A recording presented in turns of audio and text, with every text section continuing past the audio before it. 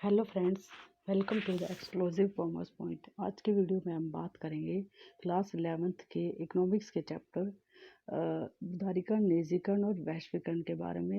ये chapter 3rd है और इसके ये हमारे जो 1991 के बाद जो भी सुधार हुए उनके बारे में बताया गया इसके अंदर। तो इसको हम शुरू करते हैं। तो इसमें जो मेन पॉइंट्स हम ज़्यादातर वही पढ़ेंगे जो हमारे लिए इम्पोर्टेंट भी है। और ठीक है, इसमें यही बता रहा है कि जब जो वित्तीय संकट अर्थव्यवस्था के ऊपर आया था, जिसमें कि अकुशल प्रबंध हो रहा था, वो 1980 के दशक में आया था। और इसमें बता रहा है कि सामान्य प्रशासन जो सरकार थी उसके लिए मतलब इतना ज़्यादा उसका जो व्यय था वो बहुत ज़्यादा बढ़ रहा था। और तो इसके लिए उसे क्या करना पड़ा, बैंक से या फिर अंतर्राष्ट्रीय वित्तीय संस्था से उधार भी लेना पड़ा और घाटे का वित्तीय प्रबंध करना पड़ा गवर्नमेंट को। और इसमें क्या था कि जो विकास नीतियाँ थी उनकी भी आवश्यकता रहेगी, सरकार को ऐसी विकास नीतियाँ बनानी पड़ी क्योंकि राजस्व जो था वो कम था गवर्नमेंट के पास और उसका व्यय जो था वो ज़्यादा था, जिससे वो क्या कर सके, बेरोजगारी और जो ये गरीबी है इसके कारण जो है सरकार को अपने राजस्व से अधिक खर्च करना पड़ा था। तो इसकी आवश्यकता थी विकास नीतियों की और सरकार द्वारा चलाए जा रहे राजस्व की प्राप्ति भी नहीं हुई थी। इसमें बता रहा है कि विदेशी उसको क्या करना पड़ा, कई बार तो अंतर्राष्ट्रीय संस्थान और देशों से उधार ले गई विदेशी मुद्रा को वो कार्यों पर ही खर्च कर दिया गया। और उसके अलावा जो सरकार जो थी, जो आयात थे, जो निर्यात भी थे वो इतने ज़्यादा नहीं थे कि भाई जो आयात है उनके लिए वो वित्त जुटा सके, ताकि जो अर्थव्यवस्था थी वो स्थिति में नहीं थी।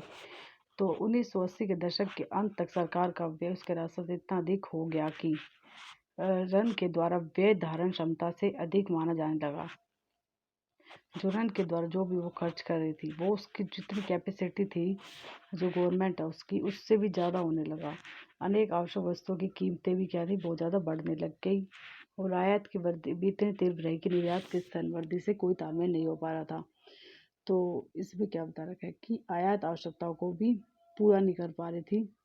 तो ना ही उधार लेकर क्या था कि विदेशी मुद्रा गवर्नमेंट के पास बची थी। तो इसके लिए क्या किया, उस स्थिति में भारत ने क्या किया कि अंतर्राष्ट्रीय पुनर्निर्माण और विकास बैंक जो है, जिसे हम विश्व बैंक के नाम से जानते हैं, और अंतर्राष्ट्रीय मुद्रा कोष, उनका दरवाजा खटखटाया भारत ने।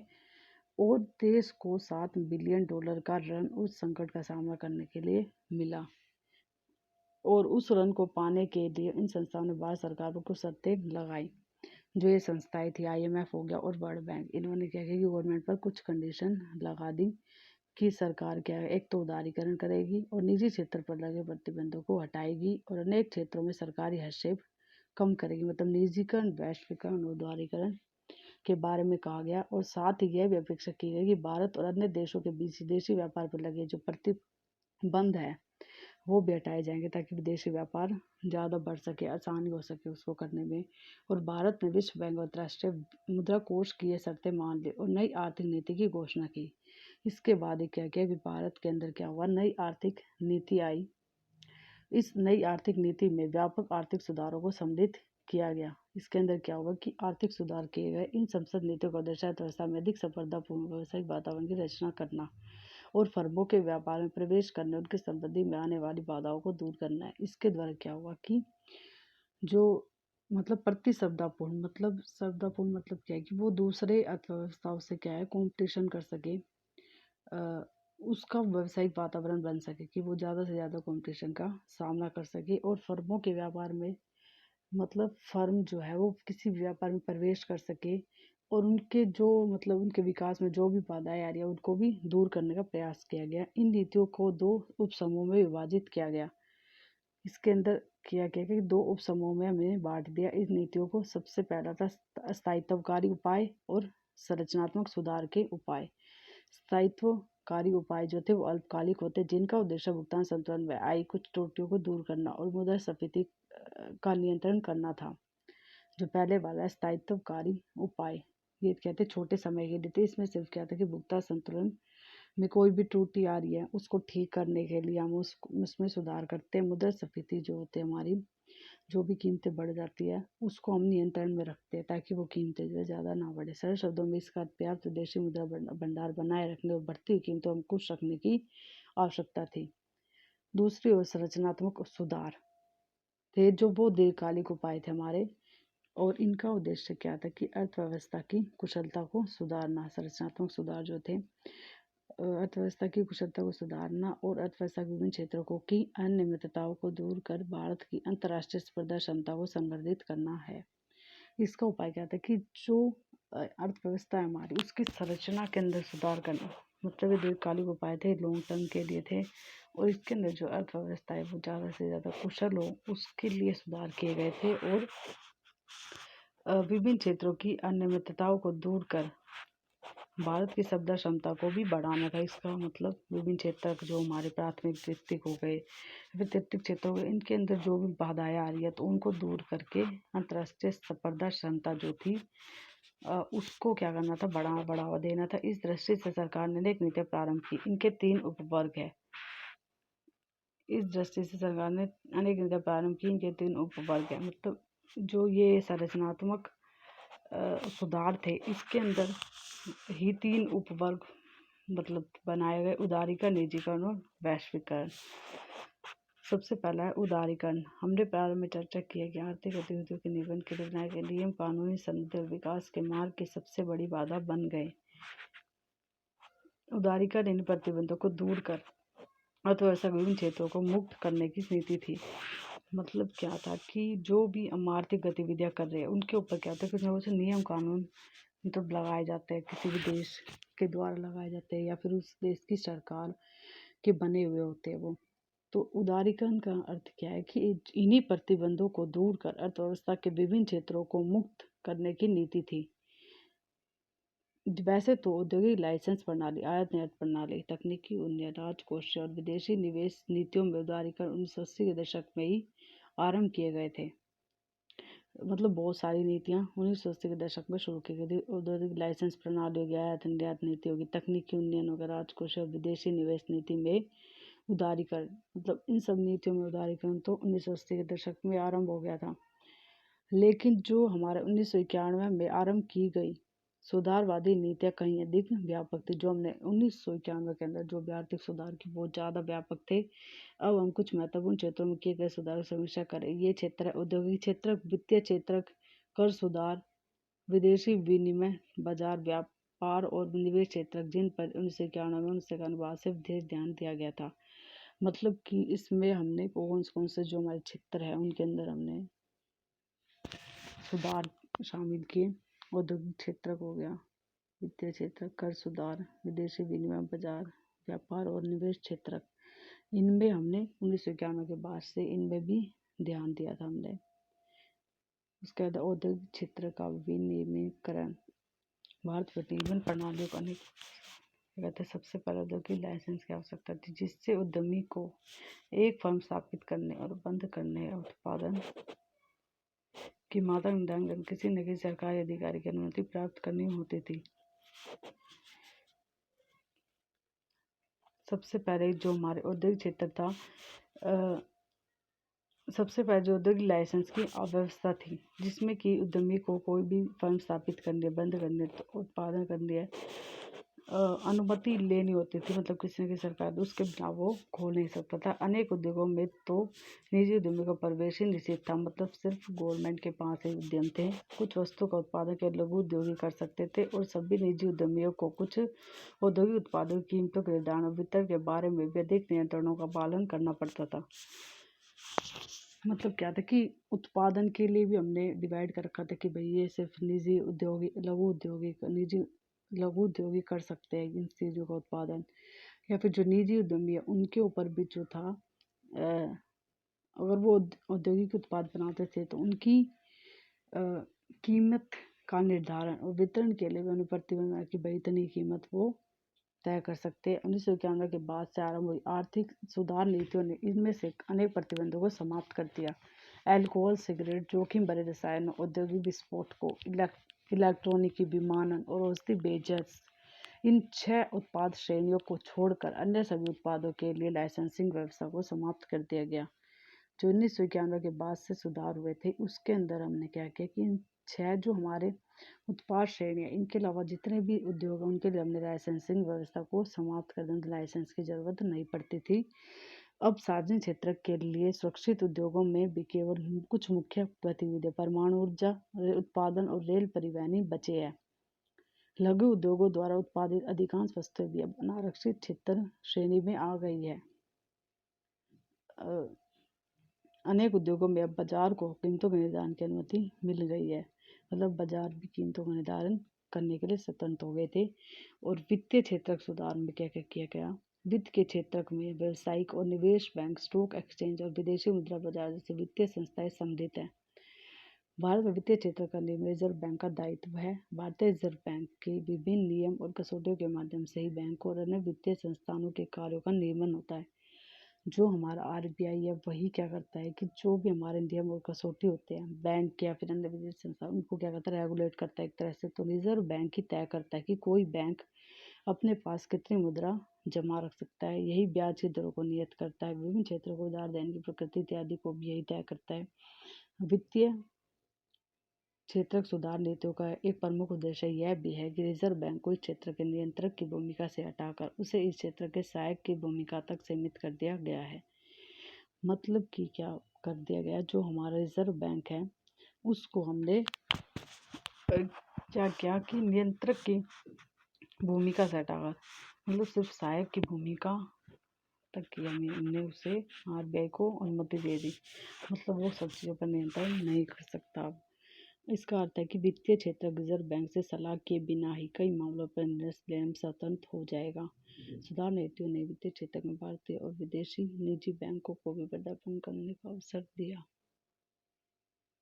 इससे क्या होगा, विदेशी निजी बैंक जो थे वो भी उनको भी मतलब खोलने का या उनको भी व्यवसाय चलाने का अवसर मिला। इससे बैंकों को पूंजी में विदेशी भागीदारी की सीमा 74% कर दी गई। मतलब हमने सीमा बढ़ा दी। जो विदेशी भागीदारी है बैंक के अंदर, कुछ निश्चित शर्तों को पूरा करने वाले बैंक अब रिजर्व बैंक की अनुमति के बिना ही नई शाखाएं खोल सकते थे। बैंक और पुरानी शाखाओं के जाल को अधिक युक्ति संगत बना सकते हैं। बैंकों को अब देश विदेश से अधिक से अधिक जुटाने की भी अनुमति है। पर खाताधार को देश के हितों की रक्षा के उद्देश्य से कुछ नियंत्रण शक्ति रिजर्व बैंक के पास ही है। विदेशी निवेश संस्थाओं तथा व्यापारी बैंक, म्यूचुअल फंड और पेंशन कोष आदि को भी अब भारतीय वित्तीय बाजार में निवेश की अनुमति मिल गई है।